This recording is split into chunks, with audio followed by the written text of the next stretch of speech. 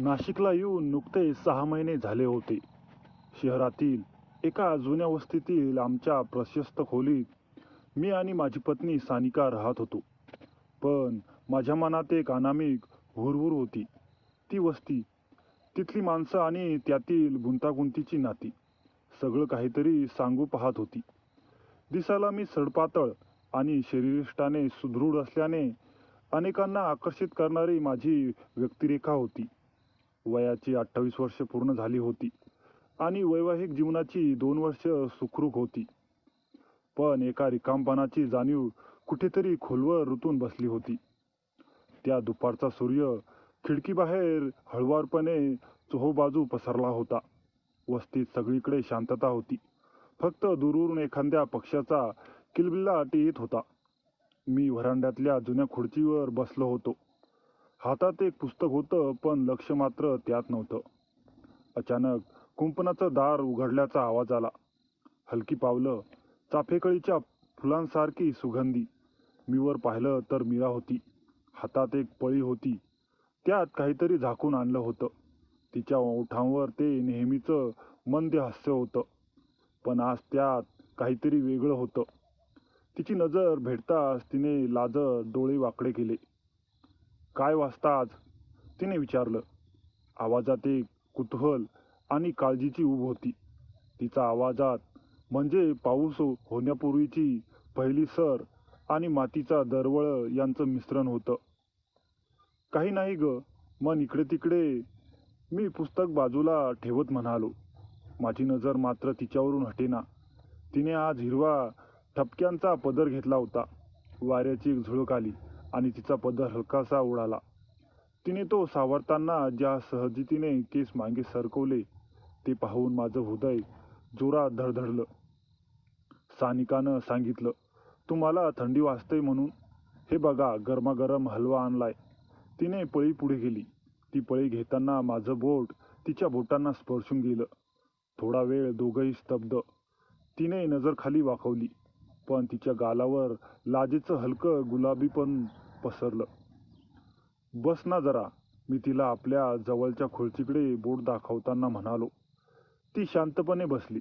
तिच्यापासून येणारा चंदन आणि केवड्याचा सुगंध वाऱ्यामध्ये मिसळून माझ्यापर्यंत येत होता. खूप वेळ आम्ही काहीच बोललो नाही. बोलायची गरज नव्हती. त्या शांततेत आमच्या अंतरंगातला संवाद सुरू होता. इथं खूप छान वाटतं तुमच्यासोबत, तिने हळूच डोळे वर करत सांगितले. तिचे डोळे बोलके होते. त्या डोळ्यांमध्ये मैत्री होती, विश्वास होता, पण त्यापेक्षाही काहीतरी अधिक होतं. मी तिच्याकडे पाहत राहिलो. आणि मलाही तुझ्यासोबत तू येतेस तेव्हा हे घर, ही वस्ती, सगळं कसं प्रसन्न वाटतं. मी सहजपणे पण मनातली खरी भावना बोलून गेलो. तिने हलके डोळे मिटून घेतले. ओठांवर तेच गूढ स्मित. वाऱ्याची झुळूक पुन्हा आली आणि तिचा पदर उडून माझ्या हाताला स्पर्शून गेला. तिने तो सावरला नाही, तसंच राहू दिलं. तो हलकासा स्पर्श माझ्या अंगावरून विजेचा किरण गेल्यासारखा जाणवला. खाली बघितलं तर तिनेही हात जवळच सोडला होता. मी हळुवारपणे तिचा हात माझ्या हातात घेतला. तिने विरोध केला नाही.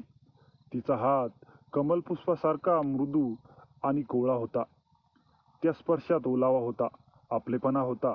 दोघांच्याही श्वासांची लय एक झाली होती. दुपारचा सूर्य आता कलाला होता, पण तिच्या चेहऱ्यावरचं तेज कायम होतं. खिडकीतून येणारी सोनेरी किरणं तिच्या चेहऱ्यावर उमटली होती. ती माझ्याकडे पाहत होती, न डोळे झाकता न लाजता. तिच्या नजरेत भक्ती होती, समर्पण होतं. तुमच्यासोबत असताना मला स्वतःचं अस्तित्व विसरून जाण्यासारखं वाटतं, तिने हळू आवाजात सांगितलं.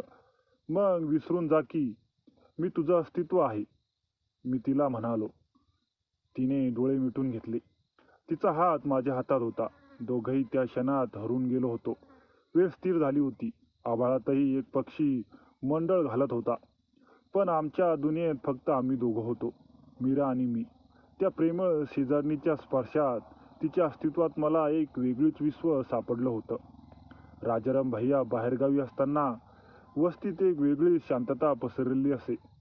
त्या शांततेत मीराचे येणं म्हणजे एखाद्या सुगंधी वाऱ्याची झुळूक असायची. सानिका बाजारात गेल्याचा फायदा घेऊन मी व्हरांड्यातल्या जुन्या खुर्चीवर बसलो होतो. हातात पुस्तक होतं, पण मन मात्र दाराकडे गेलेलं. ती आली, हातात चहाचा कप होता. स्थानिकाने सांगितलं, तुम्हाला एकटं सोडू नका म्हणून, ती म्हणाली. पण तिच्या डोळ्यात काहीतरी वेगळं होतं. तिने चहाचा कप माझ्यापासून थोडा अंतरावर ठेवला होता. छोट्या टेबलावर ठेवला आणि ती भिंतीशी टेकून उभी राहिली. दोघांमध्ये जवळजवळ 6 फुटाचं अंतर होतं. किती दिवस झाले भैया गेलेत? मी विचारलं. 8 दिवस झाले. अजून 15 दिवस लागतील, तिने हळूच सांगितलं. तिचा आवाज स्थिर होता, पण त्यात एक हुरहुर होती. तिने माझ्याकडे पाहिलं आणि लगेच नजर दुसरीकडे वळवली. तिचे डोळे बोलके होते, पण ती त्यांना मर्यादेत ठेवत होती. तुला एकटं वाटत असेल, मी म्हणालो. हो, पण आता सवय झाली, तिने उत्तर दिलं. ती खिडकीजवळ गेली आणि बाहेरच्या रस्त्याकडे पाहू लागली. तिची बोटं खिडकीच्या कड्यावर हळुवारपणे फिरत होती. तिचा हिरवा ठपक्यांचा पदर वाऱ्यात उडत होता. तिने तो सावरताना एखाद्या माझ्याकडे पाहिलं. त्या एका नजरेत कितीतरी भावना होत्या, ओलावा होता, हुरूर होती, पण एक मर्यादाही होती. मी उठलो आणि दाराजवळ गेलो. तिच्यापर्यंत जाणं शक्य होतं, पण मी थांबलो. दाराच्या चौकटीत हात लावून उभा राहिलो. आता आमच्यात अंतर होतं, पण त्या अंतरातून एक वेगळीच गोडी निर्माण झाली होती. मीरा, मी हाक मारली. ती हळूच माझ्याकडे पाहिलं. तिचे डोळे विस्फारले होते. आमच्या नजरा भिडल्या. कितीतरी वेळा आम्ही तसेच एकमेकांकडे पाहत होतो. बोलायची गरज नव्हती. त्या नजरेतून सगळं बोलणं जात होतं. मला तुमच्या जवळ यायचंय, त्याने हळू आवाजात सांगितलं. पण तिची पावलं मात्र सरकली नाही. ती तिथेच उभी होती, खिडकीजवळ. मलाही, मी म्हणालो, पण मीही तिथून हललो नाही.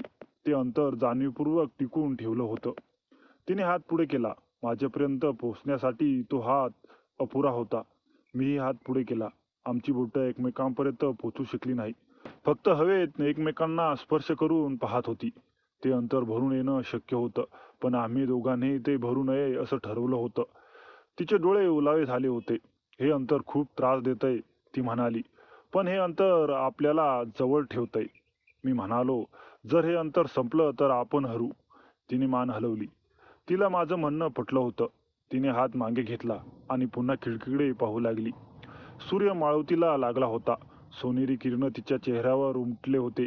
ती सुंदर दिसत होती, पण तिच्या सौंदर्यापेक्षा तिच्यातली ती असुरक्षता, ती हळवी भावना मला अधिक भावत होती. मी मागे सरकलो आणि पुन्हा माझ्या खुर्चीवर बसलो. आता आमच्यात पूर्वीपेक्षा अधिक अंतर होतं, पण त्या अंतरातून एक वेगळंच नातं निर्माण झालं होतं. शब्दांनी न बोलता, स्पर्शाने न जोडता, फक्त नजरेतून, फक्त भावनेतून एक अबोल संवाद सुरू होता. रोज येशील ना, मी विचारलं. ती वळून माझ्याकडे पाहिलं. तिच्या ओठावर तेच हळवं हास्य होतं. रोज, ती म्हणाली. तुम्ही हात म्हणून. ती म्हणून गेली. व्हरांडा पुन्हा एकटा पडला, पण तिचा सुगंध तिथे रेंगाळला होता. तिची नजर तिथे हरवली होती. ते अंतर होतं, पण त्या अंतरात प्रेम होतं, मर्यादा होती, आदर होता, आणि याच अंतराने आमचं नातं अधिक खोलवर, अधिक अर्थपूर्ण बनलं होतं. मी हळूहळू तिच्याकडे आकर्षित होऊ लागलो होतो. मीरा दिसायला अत्यंत सुंदर होती आणि तिची शरीरयष्टीही भरपूर होती. आता ती आमच्या दोघांचीही इतक्या मनमोकळेपणाने बोलू लागली होती की तिच्या वैयक्तिक गोष्टीही ती आमच्यासोबत सहजपणे शेअर करत असे. तिला पाहून माझ्या मनात एक अनामिक ओढ निर्माण झाली होती. मी घरीच लॅपटॉपवर ऑनलाईन काम करत असल्याने बहुतेक वेळा घरीच असायचो. एके दिवशी संध्याकाळची वेळ होती. पावसाची वारा खिडकीच्या कडा जळजळत होत्या. दारावरची बेल वाजली. उघडताच समोर मीरा होती. तिचे केस भिजलेले होते. अंगातली हलकी साडी अक्षरशः अंगावर चिटकली होती. तिचा श्वास जोरात चालला होता. काय झालं, मी विचारले. पाऊस आडोसा मागतोय, ती हसत हसत म्हणाली. पण तिच्या हसण्यात एक वेगळीच चमक होती. ती आत आली. खोलीत एकटेच होतो. तिने ओल्या केसांना हात लावत माझ्याकडे पाहिलं. तू एकटाच आहेस ना, तिने हळू आवाजात विचारलं. मी मान हलवली. ती जवळ आली. खिडकीबाहेर विजांचा कडकडाट झाला आणि लगेच वीज गेली. अंधार पसरला. फक्त दूर कुठेतरी रस्त्यांचा कमीत कमी प्रकाश खोलीत येत होता. मीरा माझ्या अगदी जवळ उभी होती. तिचा श्वास माझ्या चेहऱ्यावर जाणवत होता. तिच्या अंगावरचा ओलावा आणि तिचा सुगंध यांनी खोली भरून गेली होती. तिने हळूच माझा हात हातात घेतला. मला भीती वाटत आहे अंधारात, ती कुजबुजली. पण तिच्या डोळ्यात भीती नव्हती, त्यात एक आग होती, एक हुरहुर होती. माझं हृदय जोरजोरात धडधडू लागलं. तिचा ओला गाल, तिचे थरथरणारे होठ. मी तिच्याकडे बघत राहिलो. तिने हळूच डोळे मिटले. वेळ थांबल्यासारखा वाटला. पावसांच्या सरी कोसळत होत्या. विजा चमकत होत्या. पण त्या क्षणी फक्त ती आणि मी उरलो होतो. माझा हात तिच्या कमरेशी जाऊन भिडला आणि ती माझ्या अंगावर कोसळली. तिचे ते ओले केस माझ्या चेहऱ्याला स्पर्श करत होते. तो पाऊस थांबल्यावरचे दिवस आणखी गुंतागुंतीचे झाले. राजाराम भैया आणि माझाही चांगला संबंध होता. जेव्हा ते घरी असत तेव्हा आम्ही सगळे एकत्र बसून गप्पा मारत असू. पण त्यांच्या कामामुळे ते फारसे घरी नसत. मीरा तिची घरातील सर्व कामे आवरून आमच्या घरी येई आणि सानिकासोबत तासनतास गप्पा मारत असे.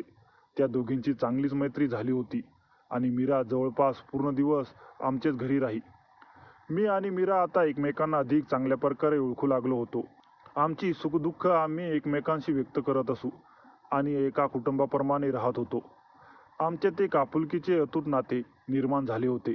मीरा माझ्याकडे पाहून नेहमी म्हणायची, तुझी पत्नी खूप नशीबवान आहे, कारण तिला तुझ्यासारखा प्रेमळ जोडीदार मिळाला आहे. तिच्या या बोलण्यात एक प्रकारची प्रशंसा आणि प्रत्यक्ष अपेक्षा दडलेली होती, जी मला नेहमीच भावे. पण एक दिवस असा आला की सगळं समीकरण बदलून गेलं. रविवारची दुपार होती. राजाराम भैया कामानिमित्त बाहेरगावी गेले होते. सानिका तिच्या मित्रांकडे गेली होती. घरात फक्त मी आणि मीरा होतो. मी लिव्हिंग रूममध्ये लॅपटॉपवर काम करत होतो. मीरा स्वयंपाकघरात चहा बनवत होती. अचानक तिचा मोबाईल खणखणला. तिने फोन उचलला. तिचा चेहरा पाहताच मला काहीतरी बिनसल्यासारखे जाणवले. काय, कधी, पण असं का होऊ शकतं? तिचा आवाज घाबरलेला होता. फोन ठेवतच ती थेट माझ्याकडे धावली. तिचे डोळे भरून आले होते. ओठ थरथर कापत होते. काय झालं मीरा? मी उठत विचारले. राजाराम भयांचा अपघात झाला. हॉस्पिटलमध्ये आहेत. मला मला लगेच जावं लागेल. ती रडू लागली. तिचे संपूर्ण शरीर कापत होते. मी तिला धीर दिला. शांत हो, मी नेतो तुम्हाला. बाईकवरून जाताना तिने मला कमरेभोवती घट्ट मिठी मारली होती. वाऱ्यात तिचे केस माझ्या चेहऱ्यावर उडत होते. हॉस्पिटलमध्ये पोहोचलो. राजाराम भैया ICU मध्ये होते. त्यांची प्रकृती गंभीर होती. डॉक्टरने सांगितले की त्यांना मेंदूला मार लागला आहे. अजून काही सांगता येत नाही. तो दिवस, ती रात्र अशीच गेली. दुसऱ्या दिवशी सकाळी राजाराम भैया यांनी अखेरचा श्वास घेतला. मीराचा एकांत बघावेना.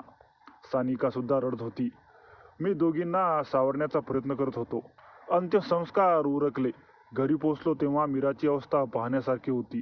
ती कोऱ्या भिंतीकडे बघत सुन्न बसली होती. आता ती रोज यायची, पण आता तिच्या येण्यात एक वेगळेपणा होता. ती फारशी बोलत नसे. सानिकाशीही नाही. फक्त माझ्याकडे एकटक पाहायची. तिच्या नजरेत एक प्रश्न होता, एक करुणा होती, पण त्याच्यापेक्षाही एक विलक्षण ओढ होती. एके दिवशी संध्याकाळी सानिका घरी नव्हती. मीरा आली. दारातच उभी राहिली. तिच्या डोळ्यात पाणी होतं. मला तुझ्याशी बोलायचं आहे, ती म्हणाली. आत आली. खाली बसली.